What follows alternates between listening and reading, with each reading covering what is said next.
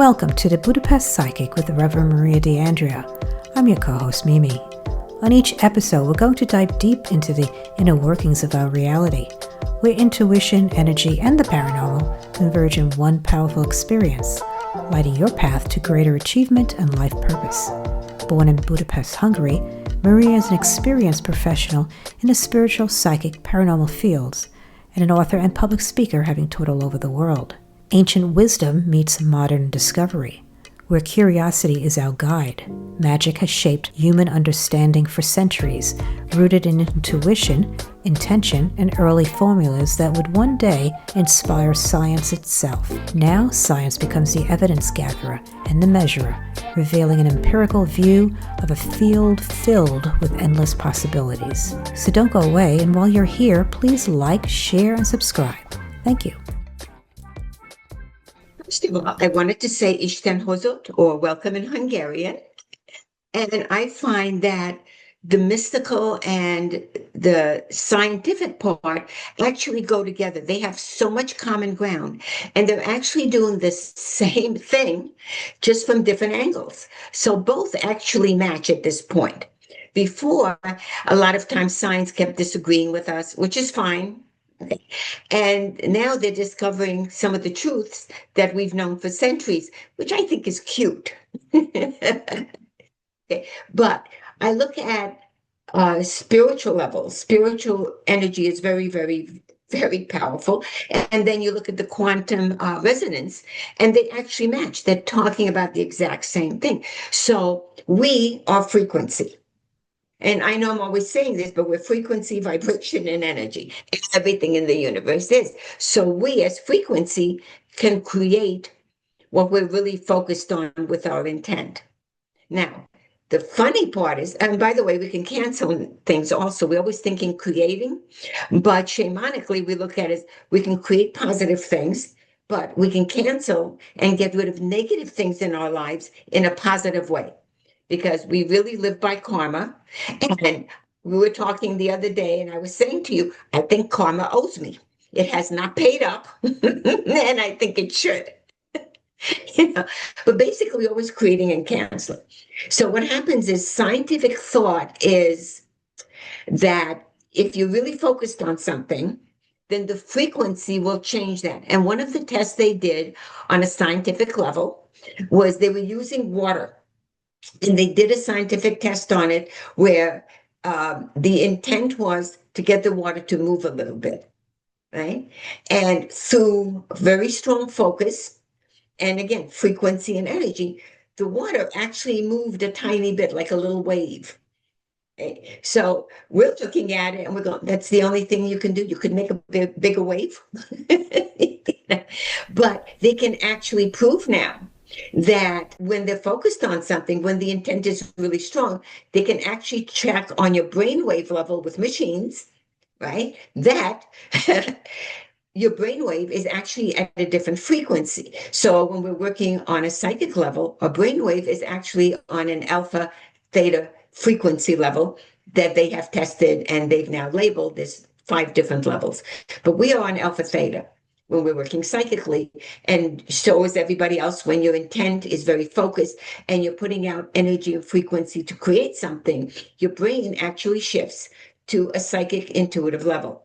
So now they can test that when somebody is that focused and they're creating the little ripples in the water, that on the machine, that it actually changes from beta, which is when you're talking to somebody normally, to an alpha theta, deeper frequency when that occurs. So we like backup, but we're doing the same thing because we're just focused with the intent. We're not looking for backup. But when you focus like that, for something to actually work, to create it, you have to put your emotion behind it, which they have found on different frequencies.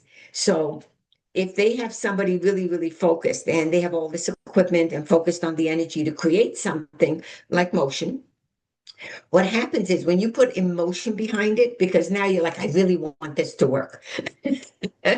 So I'm sure there's some scientists going, okay, my intent is there, nothing's going on. Oh yeah, the focus needs emotion. Well, it has to work now, and then it'll work. So it's actually funny. And the same thing with us. When we're really focused, okay, then the mystical and the scientific part come together and we will create something. Now, sometimes it's not on purpose. Uh, as an example, I have a wonderful, wonderful lady that was my client. And for years, literally years, she kept saying, I always have a headache. I always have a headache. I always have a headache. And if she didn't have one, then the universe would go, well, wait, we forgot one day. We have to give you that headache again. So if you keep repeating something, on that level, eventually you're going to create it. So what I had her do was she started saying, I'm perfectly healthy. Nothing bothers me. My health is perfect, and a couple of other things. And she called me up one day and she goes, I don't know what happened. She said, my headaches went away. I'm like, didn't we say that, whatever you put out in thought consistently with intent and with emotion is eventually going to come to pass. Okay, scientists are saying the same thing, they just have different techniques. So they have to remember that we've been doing it longer. So sometimes they will actually ask some of us for advice, which is wonderful because we will collaborate with the scientific community. As an example, I love Tesla, Nikola Tesla, because he was working with frequencies and he was intuitive. So people think that you're either very analytical in science or you're very, very intuitive and psychic and into the paranormal, but you're not that analytical. But we actually, scientists and magi and shaman and, us, okay, we actually use both to come together to create something. Because for you to have a spiritual, let me put it that way, if for you to have a spiritual formula or recipe or technique, whichever way you want to call it, okay, you come up with that analytically and with feel. It's not just one or the other. And then if you keep repeating that formula for a long time, okay, years, eventually, then you're going to use it and pass it on like a recipe. Okay. If you do it, say, 20 times and 5 times it doesn't work, we just don't tell anybody we tried. They don't need to know we goofed up. So a lot of the formulas in my books, they're either very ancient and you only pass down what works. Okay, so ancient methods, very powerful, not diluted by a lot of little details. I like direct. Okay, very simple and direct. It works. Like in recipes, if you keep adding ingredients that you really don't need, you're not going to get the same outcome. People won't like it as much, and you're going to be surprised. So we stick to the formulas. Okay. Some formulas are mine, but some of them I did for 10 years before I let anybody else know about them. It has to work every single time. And that's the same as science. And scientists will actually tell you that chemistry came out of alchemy, physics came out of metaphysics. And if you talk to somebody where their profession is being a chemist, they will tell you it came out of alchemy. So they're not that far apart. And when you talk to people, for some reason, they kind of pigeonholed it into either analytical or, but we're both using both analytical, intellect, and intuition and formulas. So we all use both. And what happens is when we're focused on something, we imprint our thought on the energetic frequency levels of the universe, and eventually it will come to pass. One of the techniques that I came up with is I called it TAP, T-A-P. It looks like a triangle. So you have T at the bottom, A at the top, and P at the bottom. Or what it stands for is thought, astral, physical, because that's how we create everything. We put it out in thought. It goes to the astral or the cosmic plane, okay? And then it comes back and physically gets created, whether it's a situation or something you want, anything on that level, it'll eventually come. And I think I mentioned this before when you and I were talking years and years and years ago. My sons were little. I have 2 adult sons. They were little. And I really, really wanted a TV. right? And somebody gave me a little tiny TV, the little ones they used to take to the beach way back, which just aged me. And I was so happy. I was like, good, they can watch TV. I was a happy person. And then I got another one. So I ended up one at a time. Well, I ended up with five. And the last one was a TV and a computer. And then I was thinking, well, why does it still keep coming in? I went, oh, because I forgot to shut it down. So when you get what you're focused on, the way you shut it down is you say, I am grateful for whatever it is that it came into my life. Because on the spirit plane, you can't pay anybody. They don't have money. They don't care about money. That's the physical plane. We're not bartering with a chicken. Right? So what happens is your energy when you're saying thank you and you're being grateful and you have to feel it or it doesn't count. Okay. What you're doing is you're creating a form of payment when you're sending love, when you're sending thanks. Okay. You're actually paying spirit for the help that they did. And then we go, okay, next thing, what do I want now? And you can work on more than one thing at a time. But that's imprinting your thought. Then it goes to the astral where it forms, and it can form in 2 seconds. There's no time there. Split second, years, depends on what it is, and then it'll form eventually on the physical plane. It works like that every single time as long as you keep your focus. And that's the hard part. I have a question because so many different people, they do it so many different ways. Some of them are, tend to say that if you're looking to make more money, to give like a specific number of how much you want to, obtain. Yet then there are others who say, no, you don't. You just let the universe provide it for you, without putting a number to it. So which one do you think works better in that regard? I personally find that you need to put a number on it. So, as an example, say I was looking to have $10,000 a month coming into me, or 5,000, say 5,000. We're really looking at millions, but let's start with 5,000. Okay. What I'm going to put out to the universe is the 5,000 or better, because I don't want to limit it. Now, if I'm saying 5 million, people always say, well, if you have a higher number that you're looking for, then it's going to take longer, but it doesn't. It's your level of focus and your level of thought, and you have to feel it and you have to know it. You have to know it's coming, and you have to act like you already have it. Okay, so you can't walk around broke mentally. You have to walk around saying, oh, I can afford this. I may not want it, but I can afford it. Okay, your body language changes. Okay, so when you're walking and you're feeling that you have wealth, you have, say, 5 million or 5,000, but whatever your outlook of success is financially, you have to walk around where your body language changes. If you're broke and you're always thinking, oh, I'm never going to do better, your shoulders hunch forward a little bit, your face looks a little sadder. And I understand that's where we are at the moment and we're working on improving. But your thought is what's creating the situation. So your thought has to be, I'm already living it because I know it's coming. When I was getting the TV, plural, though, when I was getting the first TV, before I got it, I was thinking, okay, what station can the kids watch? And what is it that they can't watch? Because they're younger, right? So mentally, I was already making the plans of how to deal with it. And what do I do with it today?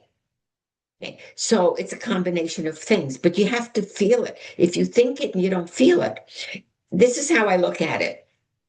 When you're creating something, say you're getting a car, okay? You want a car and you want it to go to the next town. You're going somewhere.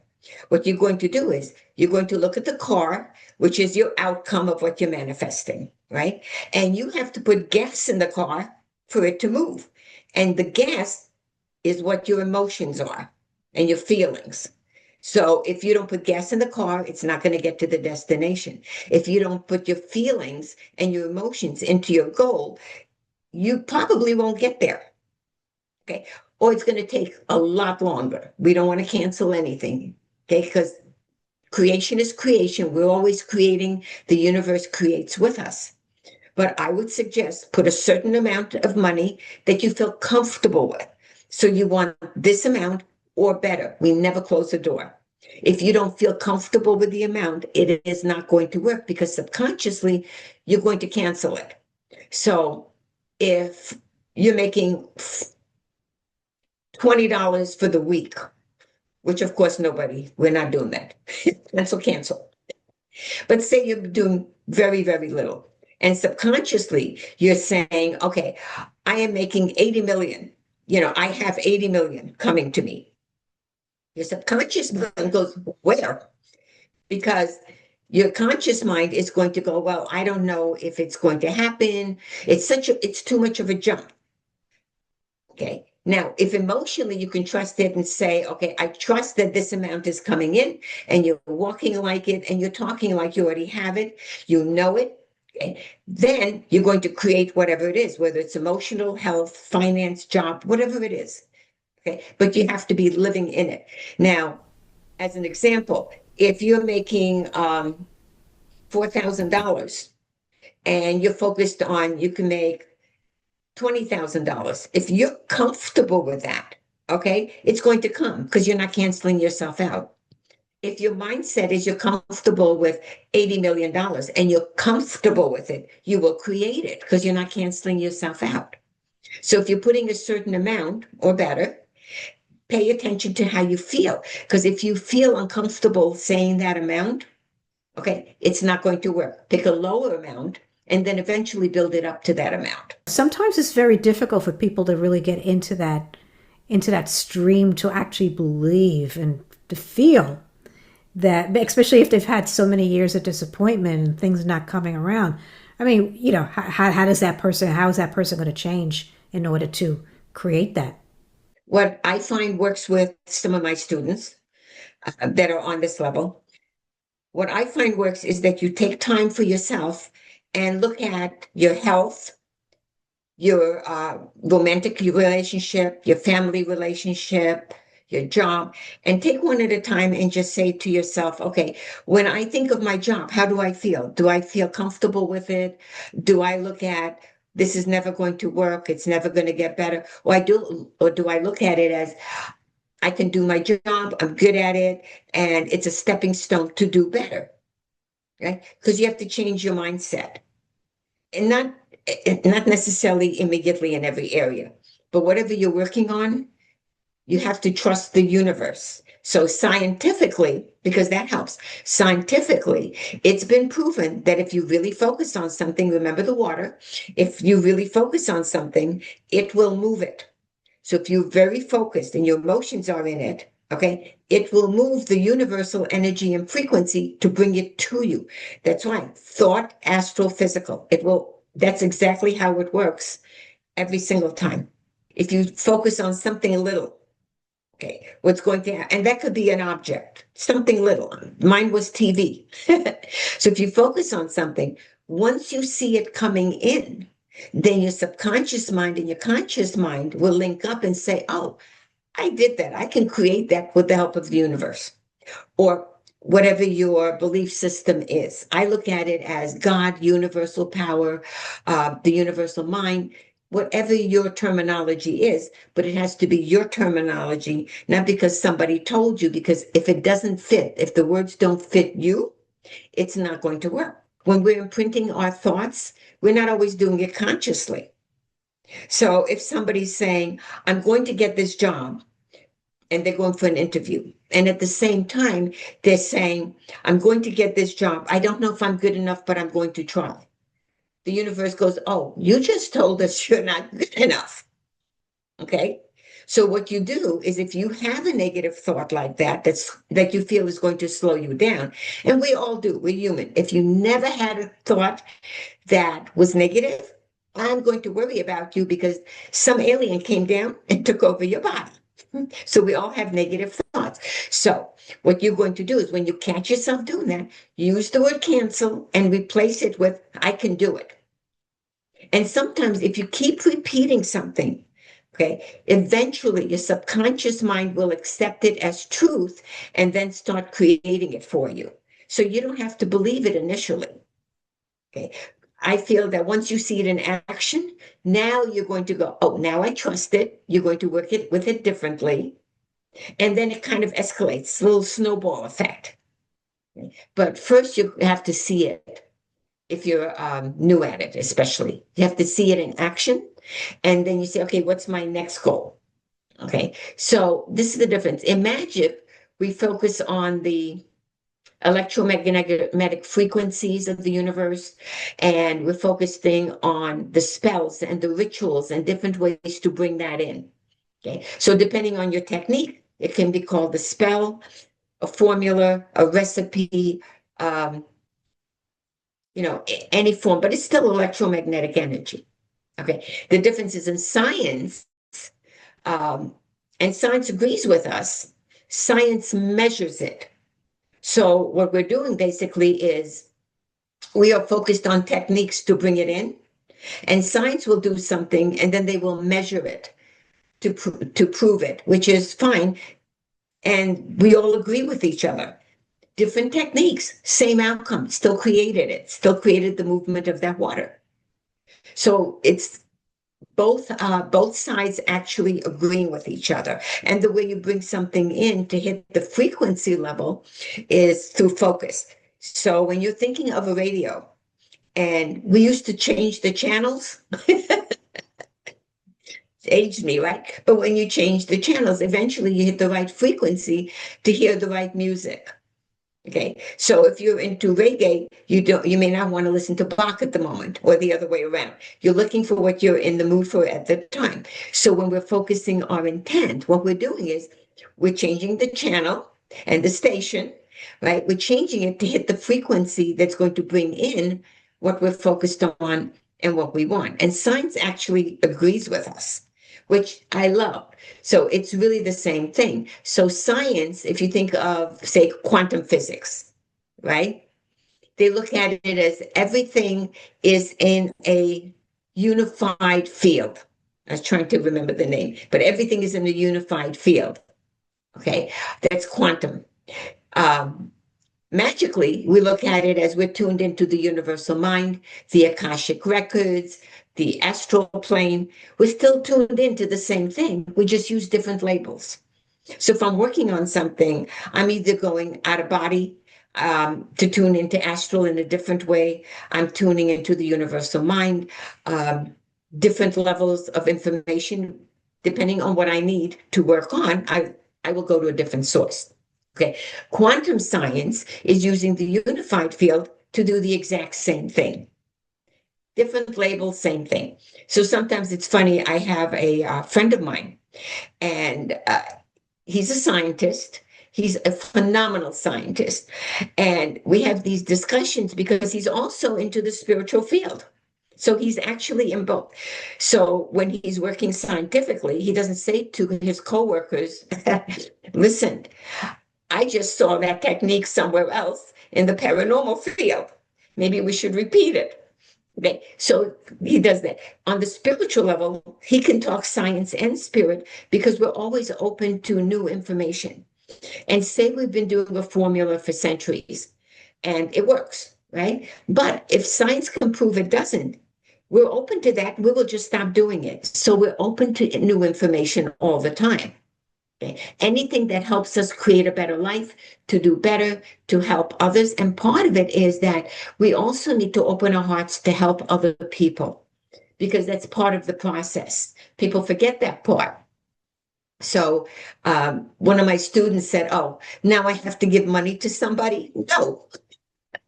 If you have a friend and they're going to be late for work because their car doesn't work and you give them a ride, you just put all that energy and frequency back into someone. You were giving, it's from the heart. You got them to work. May have to pick them up. We're not sure yet, but you got them to work. So if you're contributing money to an organization you believe in, it's wonderful. If you give somebody a ride, if you're giving somebody advice because they don't know what to do, and we've all asked for advice. If you're giving somebody advice, okay, you're creating a frequency of love and helping them. You are helping them. Now, you can say to your friend, this might be your best direction, if you want to do this.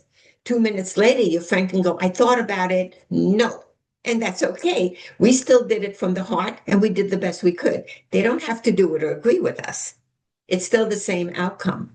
So this is the bottom line difference from my point of view. Okay, my point of view is in science, what happens is they look at what works and they're working on explaining what happened. Okay. On the magic side, the difference is we just do it. That's very bottom line, but that's what it is. Later on, we might look at, okay, maybe let's see how we can explain it. But the difference is we're not looking at, well, we have to explain it first so that we understand it better, which is fine. Both sides are good. Okay, what we do is we do it and then we go, oh, okay, let's do it again. And if something works for 20 years, we go, oh, we're going to pass this one on. Okay. But that's really the bottom line. We just do it or we just use it. It depends on what you're looking at with the energies. And that's really what the difference is. But everything else, it's the same. Okay, same outlook, different words. So we're very happy with the scientific community. A lot of times they're happy with us. Okay, but we're all just working on the outcome.